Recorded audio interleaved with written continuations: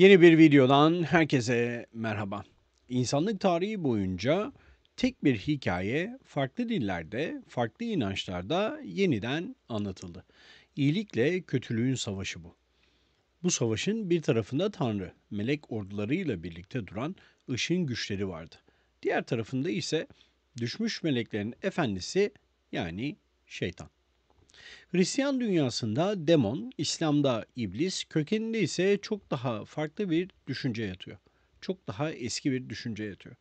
Kozmik düzenin kendi içinden doğan bir çatışma. Bir akşam yine notlarımın başında oturuyordum. Eski antik İsrail metinlerini okurken bir şey fark ettim. Sayfalar ilerliyor fakat beklediğim türden şeytani varlıklar neredeyse hiç görünmüyordu.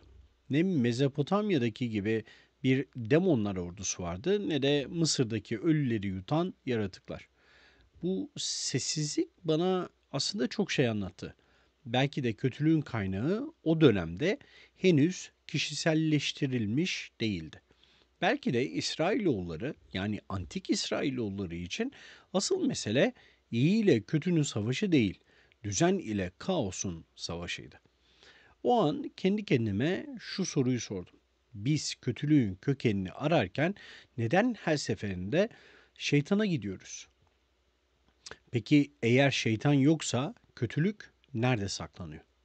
Yüzyıllar boyunca teologlar, mistikler, din alimleri, okültistler, göksel hiyerarşiler çizdiler durdular. Kimisi melekleri sıraya dizdi, kimisi demonların mühürlerini çizdi, kimisi melekleri ve bu demonları bir haritaya yerleştirdi, kimisi sıraladı. Ama bu düzenin temeli çok daha eski bir haritaya dayanıyor. Tanrıların ve yaratılışın ilk dönemine, İsrailoğullarının ve onların komşularının mitolojilerine dayanıyor. İşte bu videoda o haritayı açacağız. Bugün tanıdığımız şeytan imgesinin çok öncesine, kötülüğün henüz adı bile konmamış haline birlikte döneceğiz. Antik İsrailoğullarının dünyasına yani iyilik ve kötülük kavramlarının henüz doğmadığı ama düzen ile kaosun gökyüzünde çarpıştığı o döneme gideceğiz. Bu sadece bir teolojik hikaye değil. Bu insanın içindeki karanlıkla ilk kez yüzleşmesinin hikayesi. Antik Yakın Doğu'nun toprakları. Bugün haritalarda Levant diye geçen o bölge. Bir zamanlar tanrıların, rahiplerin, kralların ve sırların buluştuğu bir yerdi. Antik Yakın Doğu'nun toprakları. Bugün haritalarda Levant diye geçen o bölge bir zamanlar tanrıların, rahiplerin, kralların ve sırların buluştuğu bir yerdi. İşte İsrailoğulları yani antik İsrailoğulları o dünyanın tam kalbinde doğdu. Tarihe ilk kez milattan önce 13. yüzyılın sonlarında Mernaptah Steli adlı bir Mısır anıtında geçerler. Bu taşta Firavun'un ordusunun zaferleri anlatılırken bir satırda şöyle yazar. İsrail harap edildi. Tohumu yok edildi. Ama o yok edildi denilen halk tarih boyunca silinmedi. Aksine insanlık tarihinin en uzun soluklu hikayelerinden birini başlatmıştı. Yahudilik, Hristiyanlık ve İslam'ın temeline dönüşecek olan teolojik bir dünya görüşünü ortaya çıkardı. Bu dönemde İsrailoğulları Kenani komşularının arasında yaşıyorlardı. Tanrıları, ritüelleri ve mitleriyle bu halklardan etkileniyor. Aynı zamanda onlara tepki de veriyorlardı. Bu yüzden İsrailoğullarının demolojisini anlamak sadece onların metinlerine değil, çevresindeki kötülüklere de bakmayı gerektirir. Çünkü hiçbir inanç bir boşlukta, bir vakumda doğmaz. Yıllar önce bu konuyu yine bir kitap çalışmam için araştırırken önümde duran en büyük sorun şuydu. Mezopotamya'da yüzlerce demon, Mısır'da sayısız tanrı ve alt varlık var. Ama İsrailoğullarının metinlerinde kocaman bir sessizlik. Sanki o dünyada karanlık isimler hiç var olmamış gibiydi. Bu sessizlik beni çok etkiledi. Çünkü bazen bir kültürü en iyi onun neleri anlatmadığıyla anlayabilirsiniz. Demonların eksikliği İsrailoğullarının inanç sisteminin derin bir felsefi farkını yansıtıyordu. Onlar için evren iyi ile kötünün çatıştığı bir savaş alanı değildi. Düzenin korunması gereken bir kozmostu. Bu yüzden antik metinlerinde karanlık figürler ancak sağda solda geçerken bazen tek bir kelimeyle anlatılıyordu. Mısır'daki gibi Ammut yoktu. Mezopotamya'daki gibi Pazuzu yoktu. Babil'deki gibi sonsuz demon listeleri de yoktu. Çünkü antik İsrailoğullarının gözünde kötülük dışarıda değil, insanın davranışlarındaydı. Bir gün yine derslerimden bir tanesinde öğrencilerimden biri şunu sordu. Hocam dedi, neden Sümerlerin, Mısırların hatta Perslerin bile çok fazla demon hikayesi, cin, peri hikayesi varken İsrailoğullarında yok. Aslında güzel bir soru. O an şunu düşündüm ve dedim ki çünkü onlar şuna inanıyordu. Asıl mücadele dışarıda değil, içindeydi insanın. İnsan kalbinin tam ortasındaydı. İşte bu fark tarihte çok şeyi değiştirdi aslında. Demonlar azaldı ama insanın sorumluluğu gitgide arttı. Ve bu sessizliğin ardında bambaşka bir dini paradigma şekillenmeye başladı. İyilik ve kötülükten değil, düzen ve kaostan söz eden bir paradigma bu. Bugün biz kötülükten söz ettiğimizde hemen bir düşman arıyoruz. Bir şeytan, bir iblis, bir isyan eden melek arıyoruz. Ama antik dünyada mesele böyle değildi. Biraz farklıydı. O çağlarda insanın en büyük korkusu şeytan değil, kaostu. Sınır tanımayan karanlık, biçimsiz bir güç, düzenin düşmanı, düzeni olmayan karanlık bir yapı. Bu eski mitlerde evrenin doğuşu bir savaşın sonucuydu. Bir yaratılış değil, bir zafer hikayesi aslında. Yani bir savaşın sonucunda evren ortaya çıkmıştı. Ve bu savaşın kahramanları bizim bugün Tanrı dediğimiz figürlerdir. Kenan topraklarında Baal, gök gürültüsünün tanrısıydı. Deniz canavarı Yam'a karşı savaştı. Dalgaları kesti, kaosu zincire vurdu. Mezopotamya'da Marduk, korkunç deniz ejderhası Tiamat'ı yendi. Onun bedeninden gökleri ve yeri yarattı. Ve aynı hikayenin başka bir biçimi İsrailoğullarının kutsal metinlerinde karşımıza çıkar. Burada başrol Yahve'nindir. Eyüp kitabının son bölümünde Yahve deniz canavarı Leviathan'dan söz eder. Yeryüzünde hiç kimsenin alt edemediği o dev yaratığı sadece o dizginlemiştir. Aynı canavar yine mezmurlarda karşımıza çıkar. Mezmur 74'te geçer. Tanrı'nın Leviathan'ın başlarını ezdiği anlatılır. Bu sıradan bir mecaz değildir. Bu kaosun ilksel sularına karşı yürütülen kutsal savaşın bir yankısıdır, bir yansımasıdır. Kaos Kamp yani kaosla savaş miti bugün kulağa uzak gelebilir ama aslında tüm bu geleneklerin damarlarında dolaşan aynı şey, kandır. Aynı nabız atar. O dönem için kaos mutlak kötülüğün ta kendisiydi. Ve her kültürün tanrısı o karanlık dalgayı bir kez yendiği için tanrı olmuştu. Ancak İsrailoğullarının farkı bu savaşı bir defalık görmeleriydi. Kaos bir kez alt edilmişti. Artık yeniden yükselemeyecekti. Ya da en azından öyle umuluyordu. Bu yüzden demonlara gerek kalmadı. Düzen bir kez kurulmuştu. Görev insanın o düzeni kurmasına kalmıştı. Şimdi aklıma şey geldi. Sümerler hakkında yapmış olduğum bir iki video öncesi anlatmış olduğum hikaye. Yani Tanrı veya Sümer tanrıları evreni yaratmış fakat insanı da evreni yönetmesi için seçmişti. Yine burada bir benzerlik görüyoruz. Ben yine bu konuyu kitaplarımdan birinde yazarken uzun süre aynı cümleye takılı kaldığımı hatırlıyorum.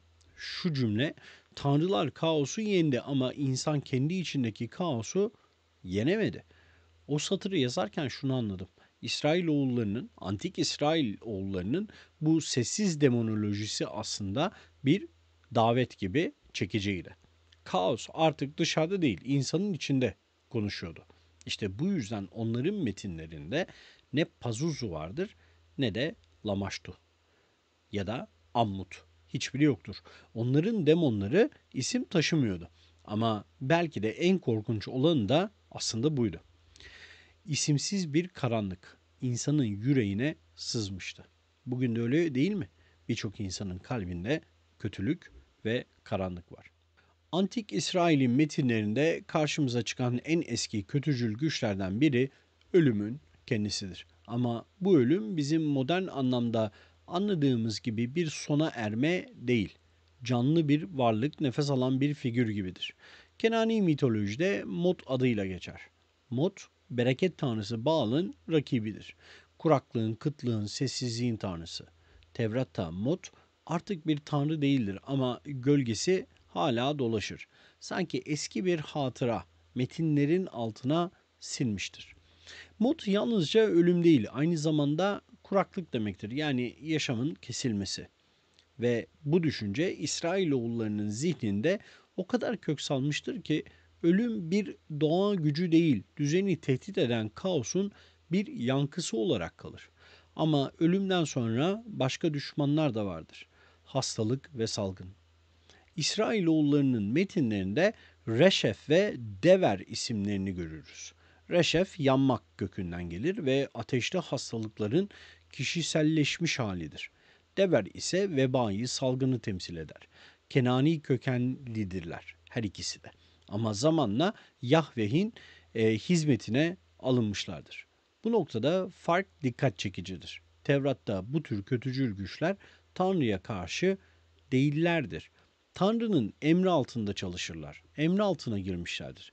Yani hastalığı getiren de onu kaldıran da aynı güçtür. Kötülük ilahi otoritenin dışına çıkmaz. Sadece onun sert bir yüzüdür. Peygamber Habakkuk şöyle söylüyor. Yahve gelir, önünde salgın yürür, ardında alevli hastalık gider. Bu Tanrı'nın gölgesinin bile yakıcı olduğuna dair güçlü bir metafordur. Ama hastalık sadece beden değil zihni de vurur. İlk İsrail kralı Saul'un ya da Şaul'un öyküsünde Yahveh'ten gelen kötü bir ruhtan söz edilir. Bu ruh Şaul'u öfke nöbetlerine, karamsarlığa ve deliliğe sürükler. Ve yalnızca genç Davut'un çaldığı müzik onu kısa süreliğine yatıştırır. Bu sahne demon kavramının İsrail'deki en tuhaf halidir. Ruh kötüdür ama Tanrı'dan gelir. Yani kötülük Tanrı'nın kontrolündedir. Bağımsız değildir. Yıllar önce bu bölümü yazarken yani kitabımda bu bölümle ilgili noktayı yazarken notlarıma şunu düşmüştüm. Antik İsrail'de demonlar yok çünkü Tanrı her şeyi kapsıyor. Her şey onun himayesinde. Bu fark demolojinin teolojiden nasıl ayrıştığını bizlere gösterir. Mısır'da demonlar Tanrı'ya rakipti. Babil'de onları alt etmek kahramanlıktı ama İsrailoğullarında her şey Tanrı'nın mutlak otoritesi içinde döner. Kaos bile izin verilmiş bir görevlidir. Bu düşünceyi öğrencilerimle bir derste tartışırken bir tanesi bana şunu söyledi. Hocam dedi, eğer kötülük bile Tanrı'nın kontrolündeyse o zaman özgür irade ne oluyor? Şimdi soru çok güzel. Sorunun güzelliği aslında hoca olarak beni çok mutlu etti, gülümsetti. Ve şunu söyledim. İsrailoğulları demonları az ama soruları çok olan bir halktı. Çünkü onlar kötülüğe isim koymaktansa onun neden var olduğunu sorguluyorlardı. Eğer antik İsrailoğullarının tanrısı Yahve'yi yalnız bir figür olarak düşünürseniz çok yanılırsınız. O tek başına hüküm veren bir varlık değil, çevresinde bir ilahi meclis olan bir varlıktı. Bu meclis antik dünyanın en eski inanç kalıntılarından bir tanesidir. Tanrıların tanrısının etrafında toplanan yarı ilahi varlıklar, ruhlar ve elçiler. Ve Göksel Konsey'in hikayeleri İsrail mitolojisinin kalbinde sessizce yaşamaya devam eder. Yaratılış kitabındaki o gizemli ifade aslında çok çarpıcıdır. Şöyle der, haydi insanı kendi suretimizde yaratalım. Şimdi bu çok tanrılı dönemin aslında bir yankısıdır, bir yansımasıdır. Kötü bir yansımasıdır ama yine de yansımasıdır. Tanrı burada birine konuşur. Kime? Meleklerine mi? İlahi varlıklara mı? Yoksa kendi içindeki çoğulluğa mı? Belki de hepsi birden. Ama şunu da söylemem gerekiyor. Tabii burada Elohim kelimesindeki çoğulla karıştırmayalım. Buradaki başka bir çoğulluk. O çünkü o Elohim kelimesindeki çoğulluk aslına bakarsanız sen ve siz gibi anlatılan bir çoğunluktur. En ilginç sahnelerden biri Kral Ahab'ın ölüm hikayesinde karşımıza çıkıyor. Yahve Ahab'ın savaşta ölmesini istiyor. Ama doğrudan bunu dile getirmez. Göksel meclisi toplar ve sorar. Kim Ahab'ı kandıracak da Ramot Gilat'a gidip orada ölecek. Ruhlardan bir tanesi öne çıkar ve şunu der. Ben yalancı bir ruh olacağım ya da olurum. Ve peygamberlerinin diline dolanıp sahte bir kehanet vereceğim der. Yahve de bunu kabul eder. Ruh peygamberlerin diline girer ve Ahab'ı savaşa sürükler. Sonuç şu. Bir ok gelir, tesadüfen kralın zırhındaki aralığa saplanır, Ahab da kan kaybından ölür. Bu hikaye aslında ilginçtir. Ben ilk okuduğumda derin bir sessizlik çöktü içime. Çünkü burada Tanrı strateji yapıyor. Bizim alıştığımız iyiliğin mutlak sembolü olmaktan çıkıyor Tanrı. Burada kurnaz, stratejik bir satranç oyuncusu gibi hareket ediyor. Hatta biraz da manipülatif bir tanrı ile karşılaşıyoruz. İsrailoğullarının, antik İsrailoğullarının tanrısında. Ve bu beni birazcık aslında sarstı. Çünkü bir tanrı ancak bu kadar insani olduğunda gerçekten ilahi görünebilir. Yahve'nin meclisinde bir başka figür daha var. Bu da Malach Hammaşit, yani yıkım meleği. Görevi çok ağır. Tanrı'nın emriyle şehirleri, orduları, hatta ilk doğanları biçer. Kılıçtan geçirir. Bir sahnede gökle yer arasında kılıcı çekili durur. Kudüs'ün üzerine uzanır. Bu görüntü bir meleğin değil, adeta kozmik bir celladın betimlemesidir. Ama o da bağımsız değildir elbette. Tanrı'nın gölgesidir. Mısırlar için bir demon, İsrailoğulları için ilahi adaletin keskin bir yüzüdür. Ve sonra karşımıza bir isim değil, bir ünvan çıkar. Hasatan. Yani karşı duran, engelleyen, suçlayan. İbranice'de Satan özel bir isim değildir. Bir görevdir, sıfattır. Tanrı'nın huzurunda duran, insanın sınanmasını isteyen göksel bir savcı. Eyüp'ün hikayesinde bunu açıkça görürüz. Yahve ile Satan konuşur. Eyüp'ün sadakati üzerine bir tür kozmik bahise girerler. Tanrı buna izin verir. Elini uzat ama canına dokunma der. Ve Satan Eyüp'ün her şeyini elinden alır. Çocuklarını, mallarını, sağlığını. Eyüp sarsılır ama isyan etmez. Tanrı sonunda onu ödüllendirir ama ailesi çoktan ölmüştür. Yani bir insan yeniden verilen bir çocukla kaybettiği çocuğun yerini doldurabilir mi? Burası büyük bir soru işareti. Eyüp hikayesinde Satan Tanrı'nın düşmanı değildir. Aksine onun emrindedir. Tanrı adına insana sınav açan, onun dayanma gücünü ölçen bir varlık olarak karşımıza çıkar. Yani antik İsrailoğullarının Satan'ı Hristiyan ve İslam dünyasındaki iblisten çok ama çok farklıdır. Burada şeytani olan Tanrı'ya karşı değil, Tanrı'nın hizmetinde hareket eder. Yıllar önce yine bu metinleri incelerken bir not defterime şunları yazmıştım. Geçen gün de gördüm o notlarımı. İsrailoğullarının Satan'ı Tanrı'nın gölgesi değil, aslında bir aynasıdır. Çünkü o insandaki kuşkuyu temsil eder. İnançla teslimiyet arasında ince bir çizgi çeker. Ve belki de insanı olgunlaştıran tam olarak da bu çizgidir. Bazen şunu da düşünüyorum. Eğer Eyüp'ün başına gelenler Tanrı'nın izniyle olduysa o zaman kötülük gerçekten kimin işi? Bu soru yüzyıllardır teolojinin kalbini sarsar durur. Ama belki cevabı metinlerin içinde gizlidir. Kötülük her zaman karşıt bir güç değildir. Bazen yaratılışın dengesidir. İşte bu yüzden İsrailoğullarının demolojisinde net bir şeytan hiyerarşisi göremiyoruz. Onların karanlık figürleri birer düşman değil, Tanrı'nın çok yönlülüğünün bir parçasıdır. Ve bu düşünce ileride hem apokaliptik Yahudilikte hem de Hristiyan demolojisinde büyük bir dönüşümün tohumlarını atacaktır. Yine sabahın erken saatlerindeki derslerimden bir tanesinde öğrencilerden biri şunu sordu: hocam, sizce gerçekten tanrıların çocukları insan kadınlarla birleşmiş olabilir mi? Şimdi nasıl bir cevap veririz buna bilmiyorum ama aslında bunda ben size sormak istiyorum. Verdiğim cevabı da hatırlıyorum. Soru çok güzel bir kere. Bunu kabul etmemiz lazım. Ve mitolojinin amacı diye başladım cevabıma. Mitolojinin amacı olanı anlamak değil, insanın içindeki ihtimali göstermektir. İşte o ihtimalin en çarpıcı biçimi Yaratılış kitabının 6. bölümünde karşımıza çıkıyor. Tanrı oğulları insanların kızlarını gördüler, güzeldiler ve onlardan çocuklar doğdu. Nefilim. Nefilim kelimesinin anlamı düşenler. Ama bu düşüş yalnızca gökten yere değil, düzenin içinden kaosa bir düşüştür.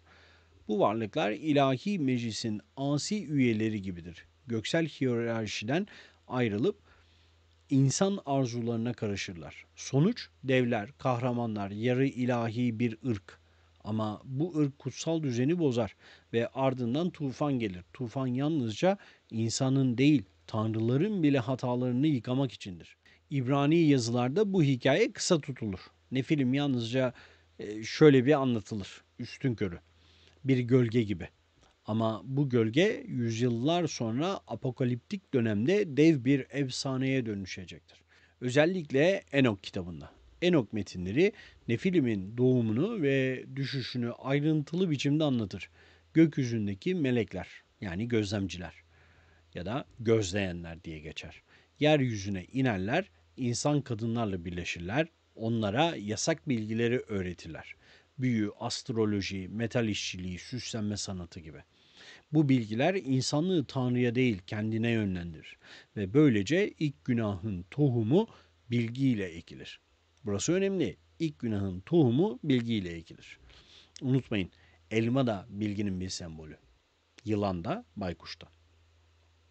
Enok metinleri bu düşmüş varlıklara önderlik eden bir ismi de verir. Semiyaza. O ilahi düzeni bozan bir başkaldırının sembolüdür adeta. Semiyaza ve ona katılan yüzlerce gözlemci ya da gözleyen cezalandırılır. Zincirlenir, tufanla birlikte dünyadan silinir, atılırlar. Ama onların çocukları devler insanlık hafızasında kalır ve sonra bir başka dönemin metinlerinde bu devlerin torunlarına rastlıyoruz. Mesela Başan Kralı Og, Filistinli Golyat, Yeşu'nun casuslarının gördüğü devler. Hepsi aynı efsanenin yankılarıdır. Her biri ilahi ve insani sınırın ne kadar kırılgan olduğunu hatırlatırlar bizlere. Bu anlatı yalnızca bir yasak aşk hikayesi değildir. Bu bilgi ile suçun, aşk ile kibrin birbirine karıştığı ilk insanlık masalıdır. Tanrısal olanla insani olanın karıştığı her yerde kaos yeniden doğar. Ben yine bu kısmı kitaplarımda yazarken hep şu soruyla karşılaştım ve şu soruya da çok takıldım. Tanrılar neden her zaman insanın içine iner ama insan bir türlü Tanrı'ya yükselemez? Nasıl soru? Çok güzel, çok derin. Belki de Nefilim'in hikayesidir bu. Bu çıkmazın da bir sembolü olabilir Nefilim'in hikayesi. İnsan tanrısal olanı arzularken kendi doğasının sınırlarını unutur ve o unutkanlık en kadim demonun adıdır. Nefilim'in düşüşüyle birlikte gökyüzü kapanır. Tanrı ile insan arasına sessizlik girer. Ama bu sessizlikte bile o eski yankı asılı kalır. Bir zamanlar tanrılarla konuşan bir dünyanın hatırasıdır bu. İnsan zihninde en derin korkular genellikle karanlıkta değildir, sessizlikte doğar. Antik İsrailoğullarının demonları da işte bu sessizlikten türemişti. Ne tam olarak görünürler ne de bütünüyle yokturlar. Kutsal metinlerde geçerken şöyle bir anılırlar ama çok da fazla detaya girilmez. Sonra kaybolur giderler. Ama o kısa geçiş binlerce yıl sürecek bir gölgenin başlangıcı olur. İsrailoğullarının demolojisinde bu varlıklar genellikle ıssızlıkta yaşarlar. Dağlarda, çöllerde, yıkıntıların arasında, ağaç kavuğunda, su kenarlarında. İnsanın olmadığı yerde başka bir şeyler vardır. Ve bu başka şey onların gözünde her zaman tehlikelidir. İşte bu çöl ruhlarının ilki şedimdir ya da sihedimdir. İbranice'de çoğul olarak geçer. Tekili şed, kökeni Akkadca'ya dayanır. Sedu, kanatlı boğa ya da kanatlı aslan biçiminde koruyucu bir ruhtur. Mezopotamya'da koruyucu olan bu varlık İsrailoğullarının mitlerinde kötücül bir hal alır. Bu dönüşüm tarih boyunca sıkça görülür. Bir halkın tanrısı başka bir halkın şeytanına dönüşebilir. Senin tanrın benim demonumdur gibi bir şey oluyor aslında bu. Şedim bu kültürel sınırların karardığı yerin aslında adıdır. Bir başka varlık grubu da Seirim'dir. Yani kıllı olanlar. Adını keçi sözcüğünden alır. Onlara eski harabelerde dağ geçitlerinde kurban sunulduğuna dair ipuçları vardır. Bu varlıklar yalnızlıkla, terk edilmişlikle ilişkilendirilir. Belki de insanın boşluktan duyduğu o ilkel korkunun bir sembolüdür bu. Levililer kitabında bu Seirim Lilith ile birlikte anılır. Lilith o mitolojinin en uzun gölgesidir aslında. Kutsal Yahudi metinlerinde yalnızca bir kez geçer. Özellikle Tevrat'ta. Ama sesi çağlar boyunca yankılanır. Hiç unutulmaz. Her dönemde ayrı bir popülerlik kazanır. Daha sonraki dönemlerde Babil sonrası metinlerde özellikle de Ben Sira'nın Alfabesi adlı hicivde Adem'in ilk eşi olarak karşımıza çıkıyor. Bağımsız, itaatsiz, erkekle eşit olmayı isteyen bir figür olarak karşımıza çıkıyor. Bu yüzden cennetten kovuluyor. Çocuklarını kaybediyor ve gece demonuna dönüşüyor. Yüzyıllar boyunca da bebek ölümlerinden, doğum korkularından ve erkeklerin karabasanlarından sorumlu tutulur. Ama bana göre Lilith demonolojiden çok daha fazlasıdır. O kadın doğasının bastırılmış yanının mitolojik yansımasıdır. Bir ilk feminen isyandır bu. Bu yüzden her dönemde korkulmuş ama aynı zamanda merak da uyandırmıştır ve merakla da anılmıştır. Ben bu bölümü yine hazırlarken defterimin kenarına şu notu aldım. Lilith korkunun değil, unutturulmuş bilgeliğin sembolüdür. Çünkü kadın elmayı yer ve yılanla birlikte bunu yapar. Yani baktığımız zaman bilginin bir bütününden bahsediyoruz. Ve hala da böyle düşünüyorum. Bir başka karanlık isim daha var. O da Azazel.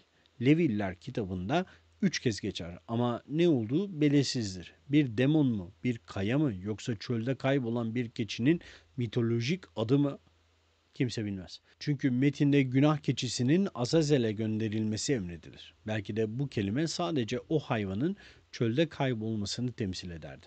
Ama zamanla Azazel büyür, şekil değiştirir ve apokaliptik Yahudi metinlerinde özellikle de Enok'ta düşmüş meleklerin önderine dönüşüverir.